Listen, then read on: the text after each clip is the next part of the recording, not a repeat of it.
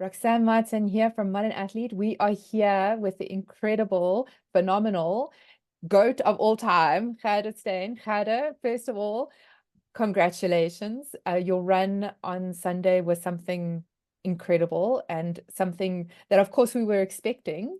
But still, to see you run like you ran on Sunday was just such an incredible thing to watch. How are you feeling? Oh, thank you so much, Roxanne. I really appreciate it. Sunday's race was an amazing experience. I can't believe how quickly it's come and gone, and I can't believe it's now already so many days after the race. I'm feeling good. I've had a crazy past couple of days, Can but imagine. I wouldn't have it any other way. And now the body is feeling good. I've already done a little bit of running, just easy jogging, but the body is in one piece, and I'm looking forward to getting fully recovered now. And I just want to just ask the question because I'm sure everyone has asked you, but that feeling when you come into the stadium, I mean, when you came and you took the rose and then the gold, the message to the mayor, when you took that rose, there was just such an energy and enthusiasm about you. What is that feeling when you come in and everyone is screaming your name and everyone is screaming for you? That specific moment is for me so hard to put into words. I think about that moment. I think about how to get to that finish line, how to break that tape every single day of my life. I Mhm. envisaged it. I dreamed about it. I had memories from 2019 about how it felt. It goes through my mind every single day. And when you actually get to that moment, and that moment that you dreamed about is becoming a reality, it's so big. It's like an out of body experience almost. It's almost like I'm in the crowd looking down on myself doing it, or looking down onto someone else doing it. It's an amazing experience, and really a moment that I'll never forget in my Oh, you're gonna make me cry again. life. Um, but what's really interesting, and there's a few runners like you, Adelbert Dreckman one, you didn't start running as an early career. You've come into running later. And it's just phenomenal to see the talent that you bring to the field. Why do you think it was such a late discovery for you in life to this amazing talent that you have? It is an interesting question. I don't know if my talent itself only developed a little bit later on, in my life, or whether it's just something that I completely missed as a child because perhaps my head and my interests were just different. I've always enjoyed being active. I've always enjoyed the outdoors. I grew up on a farm, so it was Mm. so natural to be outdoors and to be running around. But I don't the running in long distance running specifically just never interested me in such a way when I was growing up. Mhm. But looking back on it, I can't say that I regret any of it. Perhaps I've missed out on experiences, and the feeling of going into teams as a youngster, as a teenager. But all in all, I don't really regret only this only coming into my life into a later stage. I feel like it's crossed my path after I've experienced so many other different roads and experiences, like uh, being in an office environment, going to Mm. university without the stress of a professional athlete. So I don't regret any of it, and I'm just really grateful for the fact that it did come across my life eventually, even though it took quite long. Well, I mean, it's your running career as such has been incredible, and you have now run the up twice, broken the record twice. You hold the down run record. Was it always the game plan to go out and break the record on Sunday? I think definitely it was the plan for me to break the record. I knew the shape that I was in 2019. I'm quite particular with keeping record, keeping diaries of my training, knowing exactly what I did in order to be in the shape of 5:58 that I ran in Mm. 2019. So a lot of years have passed since then. We've had some years without Comrades. We've had a down run. I've not run one of the down runs. So a lot of years have passed. But if I looked at where I was then compared to where I was now, I was feeling quite confident that I'm in better shape. And just generally a stronger athlete than I was in 2019. So what I wanted to do is go out on the race and perform to the level that I felt I was at. So that to me meant to run a record time. And I'm just really grateful for how it all played out, because I couldn't really have asked for a better race in general on Sunday. I had no hiccups, nothing that was really bothering me. It's the Comrades. It is a tough race. It's a long day out on the road, but I can't be happier with how it worked out for me. Now, you are unconventional in that you train yourself. I'm not saying it's the wrong way to go, but it is certainly an unconventional path, given that you're a professional athlete. What was the main parameters around the decision to train yourself? I'm quite interested that you've kept records throughout. I think it shows just how meticulous you are. But what is the main, motus to train yourself to be your own coach? I think there's a lot of factors that played a part in my decision to coach myself. The fact that I'm no, not quite, very intact with my shape and my training, and that I wrote it down, definitely helped me making the decision. I don't also feel like I'm completely on my own. My husband is the same, if not more, in tune with my training and the shape that I'm in. He studies my workouts, he studies my heart rate. He knows, I can tell him before I go for a run, after I've come back from a run, guess my heart rate, and he would be within 5 beats if I tell him the Wow. pace that I ran. So he's really intact. So we do help each other in a team. So I don't feel like I'm completely on my own. But in 2021, end of 2021, I left the team that I ran with up to that point, and also my coach, who was the manager of the team. So that's where I sort of had to decide what to do. I also had a different coach for a couple of months after that. And I just came to a conclusion that I am unique in many ways as a runner. First of all, the distances that I run, it's ultra marathon combination with marathon running. And a lot of coaches are either specific marathon coaches or specific ultra marathon coaches, some in South Africa. So I know that I'm in a unique situation. It's often hard to explain to a coach what I want in my running, what I want, how I want to balance it. They're often thinking that it's not right for me, that I should be focusing on one item specific and not try and combine them. But I am confident that up to this point, I was able to do both. So it is difficult for me to find someone who understands that. And then also the fact that it takes a long time to transition from the way someone coaches you to the way someone else coaches you. It takes months often to get used to the new routine and the new rhythm. And for me, I felt like I was doing my training correct. I was still improving. I didn't really want to change anything. I knew what I've been doing in the past, and I can always make adjustments where I felt it was necessary. So with all that in mind, I came to the point where I decided to coach myself, and I've not looked back. It's been really freeing in a way. I follow a program. I write my program long before my race date, and I follow it as if it's coming from a coach. I would make adjustments if I feel it's necessary. I will try and incorporate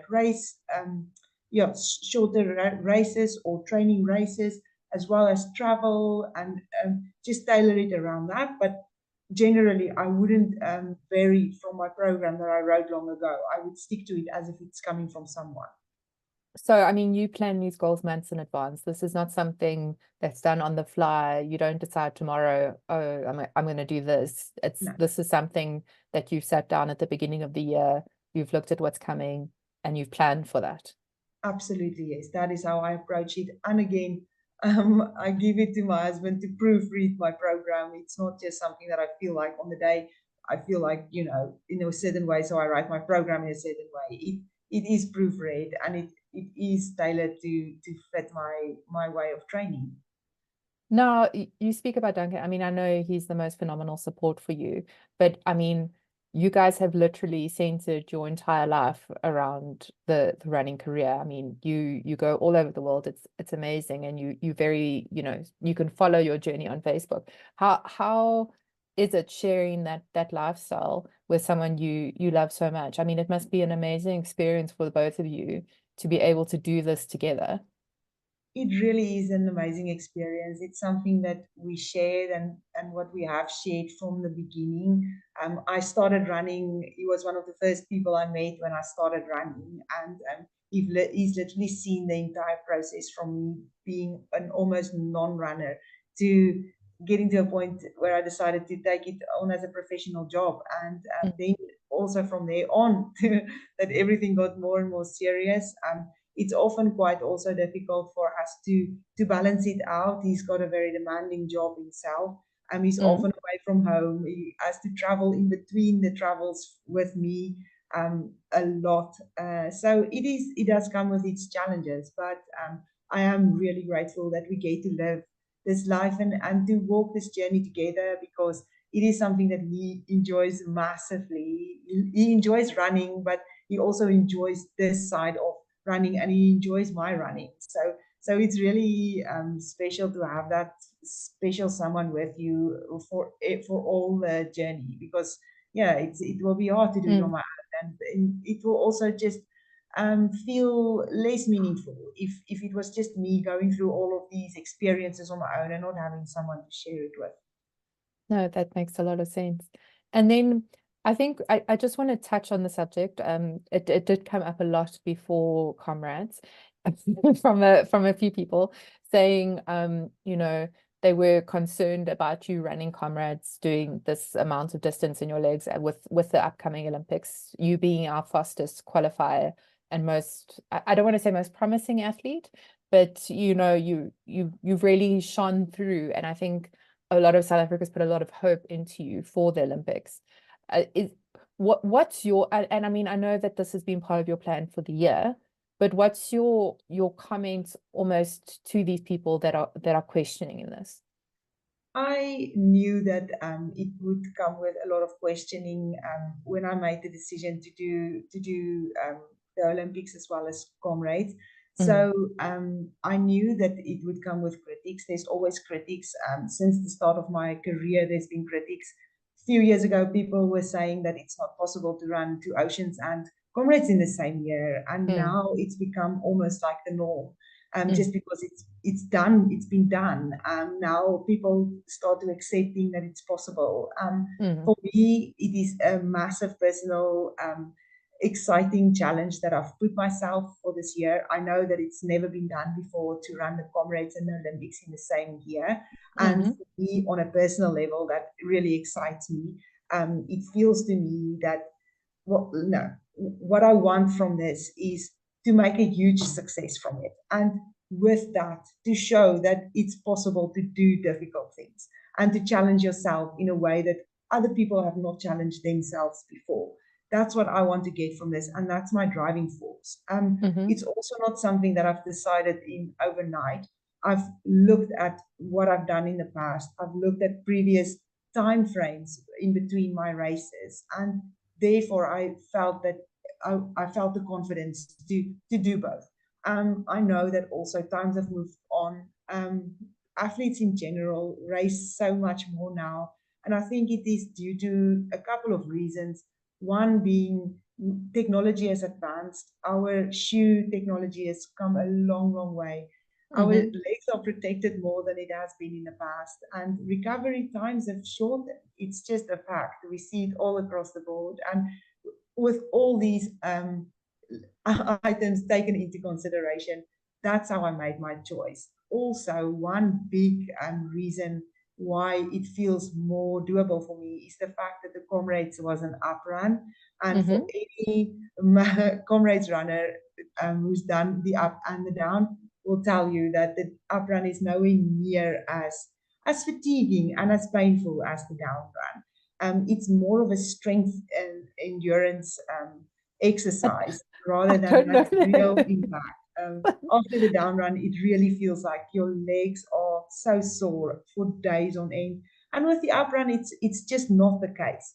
So with all that taken into consideration, that's where I found that it will be possible for me. And like I say, it's a massive driving force for me to be able to prove that it is possible. If you've got the opportunity to do something that is really difficult, you can do it because you should do it because it will inspire so many other people, not just runners, but people from all aspects of life to take on difficult challenges and make a success out of it. No, I hear you. I don't know if so many runners will agree on the up run. There was a lot on social media saying how hard it was, especially they didn't think there was 5 big climbs. They thought there were about 400. But yes. Now the Olympic course is probably one of the toughest marathon courses that the Olympics has ever had. And judging by your performance at Comrades, it suits you. So what are your big plans? I mean, are you planning to stick to the lead bunch? Have you sort of scoped out what your timing is going to be? Do you have certain goals for this marathon? Aside from just proving everyone that you can do the impossible. I do agree with you. I think the course at the Olympic Games this year is going to add a complete different element to it. It's going to bring a lot of excitement. Some athletes won't be able to handle the hills as good as other athletes. We don't know who will be the ones that can handle it well because, like you say, it's very different to what we have seen in the past in terms of Olympic marathons. So I personally feel very excited about it. I feel comfortable on a more hilly race course, and that's where my strengths are at. But like I say, I don't know who else will be also finding this as a huge benefit. So we'll all have to wait and see how it plays out. For me, how I like to go into a race like that is beforehand I would stage different scenarios in my mind. I would stage a scenario where I am with the lead pack until a very late stage of the race, and then when they start to accelerate, making the decision to go with them or not, I would also go through a scenario where a lead pack right in the beginning of the race breaks away and leaves a majority of the field behind. What do you do then? So I will be going through all different scenarios in my mind and being able to when it comes to it on race day, it would feel to me like I've been in that situation before. So that's how I would approach it, and that's how I'm planning to approach it this year as well. In the Tokyo Olympics in 2021, I finished in 15th place, and I was in between two minds after the race. I did feel a little bit like I might have been a little bit too conservative. The Olympics is such a massive stage. It was my first Olympics. I also had that thing in my mind where I was just like, whatever happens, I have to finish this race. Yeah, I have to exactly. make sure that I can finish it, that I'm in a state, hot weather and in a very difficult conditions. I have to make 100% sure that at least I finish the race. So I finished in 15th position, which I was really, really happy about because it was a lot higher than what my ranking was coming into the race. So in general, I was really pleased with the result. But I did feel a little bit like maybe I didn't leave it all out there. And this year, my goal is to walk off the race knowing that I've left it all out there. I've given my absolute everything in the race. And so, yeah, we'll have to see what that means in terms of results. But for now, I've got a more or less of a ballpark aspiration to try and beat the finish position that I had in 2021. And okay, so Yvette is obviously very experienced. She's been to a few Olympic Games. This is Sean's first Olympic Games. Have you guys discussed working as a team, tactics? Will you be taking Sean under your wing and helping her along the race? Are there plans to try and make it that Team South Africa just does the best it can possibly do? I think to work it together as a team is definitely the way forward. It's such a help knowing that your team members are out there with you. I think the three of us can 100% help each other on race day. In the past, we've not had a full team in the Olympics, and it wasn't that possible. And other countries have benefited from working together as a team and as a country. So for this year, I think it will be very daft of the three of us not to try to work together. So 100% with the experience and the freshness, and somewhere in between, the three of us will definitely be able to be a really good team working together. And then there's just one thing that I want to draw back to, especially from this Comrades experience, is your post on social media showing your plan splits, your actual splits, and your motivation to yourself, which literally after your performance just had me in tears. It was just so beautiful. But I think I don't think people fully understand, and obviously runners will have plan splits in their mind, but you are so committed that it's just so phenomenal. How do you maintain that, you know? I mean, I'm sure you were at one stage 5 minutes ahead, and there was every opportunity. I mean, you looked comfortable, you looked strong. Was there anything, okay, I know this is my plan split, but maybe I can go a little bit faster? What holds you back and keeps you to that plan? I think for a race like the Comrades, it's very, very important to have a fixed plan. I had a plan in mind. I felt comfortable with my plan. I studied it so that I knew exactly, I memorized it basically to know where I must be at certain points. And especially, no, I want to say especially for the first half, but not just for the first half. It's important to stick to your plan. For me, anyway, it is very, very important. In the Comrades Marathon, you need to understand that it's a long day out and you're feeling in a certain way right now, but 2 hours later, it's not the same, going to feel the same anymore. It's such a long race. So to make sure that you follow a plan is almost as if you are, how can I say, it's almost as if you are carried in a net, something that is familiar to you. You're not just running and seeing how you're going to go. You know what you're doing. You've got a purpose. It is like you wake up in the morning and you are going to do your job. Your job is being done in a certain way. You know how to do it. So now you just have to go and execute it. And that is how I approached the race. I made sure that I'm reaching the distances in the time that I planned to do. And with that, it came with a little bit of comfort, knowing that I'm on pace and on track. When I got to the halfway mark, I knew that I'm on pace and I'm on plan, and I'm also well within the record and on time where that of the finish time that I was planning to do. So for me, from there on, it was the same thing. It wasn't a case of, okay, let me see how fast I can run now. It was a case of keep executing your plan, because this is what's going to bring you the results.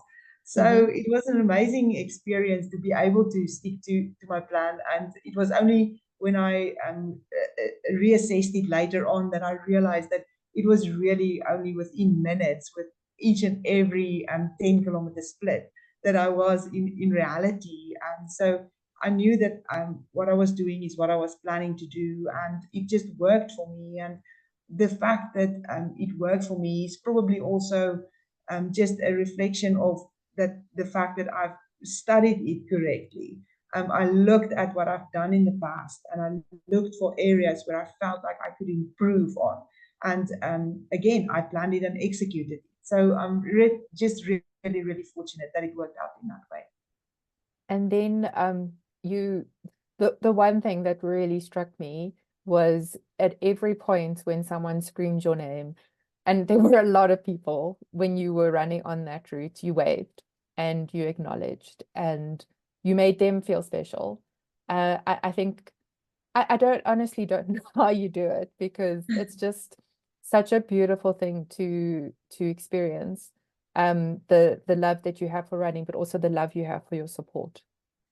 To me, the support means the world. I can't imagine what it would be like if I didn't have support. I can't imagine what I would be doing all the experiences, if I had to just keep it to myself, it's too big, it's too vast, it's too special also to just keep to myself.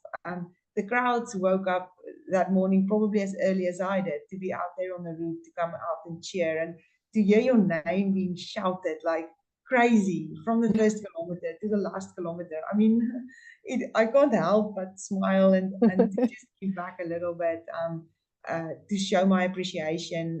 I also feel like I give a little bit and I gain a whole lot. It's a whole different energy tank that, for me, that is being fueled and filled up from the crowds. It's a difficult race, of course. It's a long day out, but the crowds really, the energy that I get from the crowds are what carries me all the way. And it's just an incredible feeling. It's a little bit of a, I give a little bit and I gain a lot, and that to me is really, really special. So I'm sure that they also enjoyed the entertainment on route.